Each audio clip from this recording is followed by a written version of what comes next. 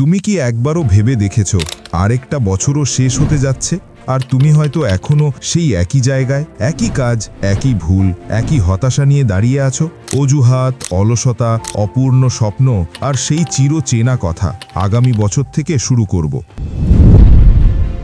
কিন্তু তোমার ভেতরেও হয়তো একটা চাপা কণ্ঠস্বর ফিসফিস করছে, এই বছরটাও চলে গেল, কিন্তু কিছুই করতে পারলাম না। তুমি জানো তোমার জীবনে একটা পরিবর্তন দরকার, তুমি সেই পরিবর্তন চাও, কিন্তু তুমি হয়তো সেই পরিবর্তনের জন্য যথেষ্ট কষ্ট করতে প্রস্তুত নও। তবে এবার আমি যদি বলি, বছরের এই শেষ 30 দিনই হতে পারে তোমার জীবনের সবচেয়ে গুরুত্বপূর্ণ সময়। হ্যাঁ, ভুল শোনোনি, শুধু 1 মাস, আর তুমি চাইলে পুরো খেলাটায় বদলে দিতে পারবে। এখন প্রশ্ন হলো, তুমি কি সত্যি বদলাতে চাও, নাকি আবারও নতুন বছরের রেজলিউশন লিখে আগের জীবনে ফিরে যেতে চাও? চলো একটা চ্যালেঞ্জ নিই, বছরের শেষ 30 দিন একদম অন্যভাবে বাঁচার চ্যালেঞ্জ। তুমি কি প্রস্তুত? তুমি কি বিশ্বাস করো 1 মাসের মধ্যে তোমার জীবন বদলে যেতে পারে? যদি উত্তর হ্যাঁ হয়, তাহলে মনোযোগ দিয়ে শোনো, কারণ এই 30 দিনের চ্যালেঞ্জ তোমার ঘুমন্ত সত্তাকে জাগিয়ে তুলবে আর তোমাকে সেই মানুষে পরিণত করবে যাকে তুমি এতদিন শুধু স্বপ্নে দেখেছ। অধিকাংশ মানুষই দীর্ঘ কঠিন রাস্তার কথা শুনে ভয় পায়, কিন্তু আমি তোমাকে 1 বছরের লক্ষ্য পূরণ করার জন্য বলছি না। আমি শুধু বলছি, নিজের জীবন থেকে শেষ 1টা মাস আমাকে দাও, মাত্র 1টা মাস। বছরের এই শেষ 30 দিন যদি তুমি আমার বলা পথ অনুসরণ করতে পারো, তবে গ্যারেন্টি দিচ্ছি তুমি আর কখনোই আগের মতো থাকতে পারবে না। প্রথম ধাপ, ভোরে জেগে ওঠো। শুরুটা হবে সকালে। ভুলে যাও তোমার আরামদায়ক বালিশ আর আরও 5 মিনিট ঘুমের অজুহাত। বন্ধ করো স্ক্রল করতে করতে দেরি করে ঘুম থেকে ওঠার অভ্যেস। বছরের শেষ মাসটায় নিজের সঙ্গে একটা চুক্তি করো, ভোর 5টা বা 6টার মধ্যে ওঠার। ভোরের নীরবতা তোমাকে এমন এক ফোকাস দেবে যা সারাদিন কেউ কেড়ে নিতে পারবে না। সকালেই তুমি প্রমাণ করবে তুমি তোমার আরামের চেয়ে স্বপ্নকে বেশি মূল্য দাও, ফলে তুমি মানসিক দিক থেকেও 1 ধাপ এগিয়ে যাবে। দ্বিতীয় ধাপ, আধ্যাত্মিক ও শারীরিক অনুশীলন।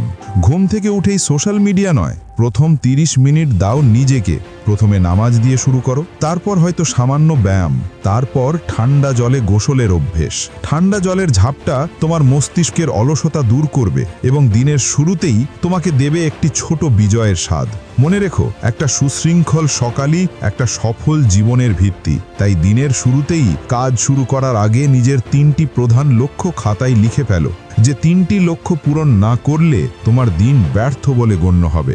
তৃতীয় ধাপ, মনোযোগ ফিরিয়ে আনো। আজকের পৃথিবীতে সবচেয়ে দামি জিনিস হলো মনোযোগ, কিন্তু আমরা সেটাই হারাচ্ছি। প্রতি 10 মিনিট পর পর ফোনে নোটিফিকেশন দেখা, অপ্রয়োজনীয় চ্যাট করা, অর্থহীন ভিডিও দেখা, এগুলো তোমার লক্ষ্য পূরণের গতিকে মেরে ফেলছে। তাই এই 1 মাস ফোন আর সোশ্যাল মিডিয়া থেকে দূরে থাকো। কাজের সময় শুধুমাত্র কাজ। প্রতিদিন কমপক্ষে 90 মিনিট ডিপ ওয়ার্ক করো, যেখানে কোনো বাধা থাকবে না, শুধু মনোযোগ থাকবে। তুমি দেখবে 9টা থেকে 5টার চাকরি হোক বা নিজের ব্যবসা, এই একাগ্রতা তোমার ফলাফলকে 5 গুণ বাড়িয়ে দেবে। যখন তোমার মন একাগ্র হবে, তোমার কাজও হবে সর্বোচ্চ মানের। মনে রেখো, কাজের পরিমাণ নয়, কাজের গুণমান তোমার সাফল্য নির্ধারণ করে। চতুর্থ ধাপ, প্রতিদিন 10 মিনিট নীরবতা। আমরা সব সময় বাইরের শব্দ ডুবে থাকি, এজন্য নিজের ভেতরের কণ্ঠটা শুনতে ভুলে যাই। ফলে আমাদের মন হাজারো চিন্তার দুশ্চিন্তার বাজারে পরিণত হয়েছে। বছরের শেষ দিনগুলোতে একটু থামো।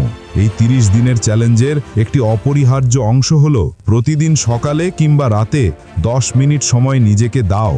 চুপচাপ বসো, চোখ বন্ধ করো, শুধু শ্বাস প্রশ্বাসে মনোযোগ দাও। এটাই তোমার মেডিটেশন, এটাই তোমার আত্মার সঙ্গে সংযোগের সময়। এই নীরব মুহূর্তগুলোই তোমাকে চিনতে শেখাবে তোমার ভয়, দুর্বলতা আর আসল শক্তিকে। পঞ্চম ধাপ, শরীর ও মনকে সঠিক জ্বালানি দাও। তোমার শরীরই তোমার মনের ইঞ্জিন, তাই শরীরকে দিতে হবে সঠিক জ্বালানি। এই 1 মাস জাঙ্ক ফুড, অতিরিক্ত চিনিযুক্ত পানীয় সম্পূর্ণ বর্জন করো, কারণ তোমার শরীরের স্বাস্থ্য তোমার মস্তিষ্কের কার্যক্ষমতাকে সরাসরি প্রভাবিত করে। তাই সুষম খাদ্য গ্রহণ এবং সামান্য শরীর চর্চা শুরু করো। যখন শরীর শক্তিশালী হয়, মনও তীক্ষ্ণ হয়। এই 30 দিনে স্বাস্থ্য আর নীরবতা দুটোই তোমাকে মানসিকভাবে শীর্ষে নিয়ে যাবে। ষষ্ঠ ধাপ, সময়কে মূল্য দাও। তোমার জীবনের সবচেয়ে বড় সম্পদ হলো তোমার মনোযোগ এবং সময়। এই সম্পদ নষ্ট করার অধিকার কাউকে দেবে না। বছরের শেষ 30 দিন তোমাকে অপ্রয়োজনীয় সবকিছুকে না বলতে শিখতে হবে। অপ্রয়োজনীয় আড্ডা, অর্থহীন আলোচনা আর শক্তি নষ্ট করা মানুষদের সঙ্গে সময় কাটানো বন্ধ করতে হবে। অলসভাবে সোশ্যাল মিডিয়া স্ক্রল করা বন্ধ করো। তুমি কন্টেন্ট কনজিউমার নও, তুমি কন্টেন্ট ক্রিয়েটর হতে চেষ্টা করো। না বলতে শেখো যে কোনো কিছুকে যা তোমার লক্ষ্যকে দুর্বল করে। সপ্তম ধাপ, ভয়কে সঙ্গী করো। জীবনের সবচেয়ে বড় বাধা হলো ব্যর্থতার ভয়, কিন্তু ভয় থেকে পালিও না, বরং এই 1 মাস ভয়কে সঙ্গী নিয়েই কাজ করো। সব সফল মানুষই ব্যর্থতার মুখ দেখেছে, পার্থক্য শুধু একটাই, তারা ভয়ের কাছে হার মানেনি। বন্ধুরা, ভাবো তো, ডিসেম্বরের শেষ রাতে যখন তুমি এই 30 দিনের দিকে ফিরে তাকাবে, তখন দেখবে তুমি আর আগের মতো নও।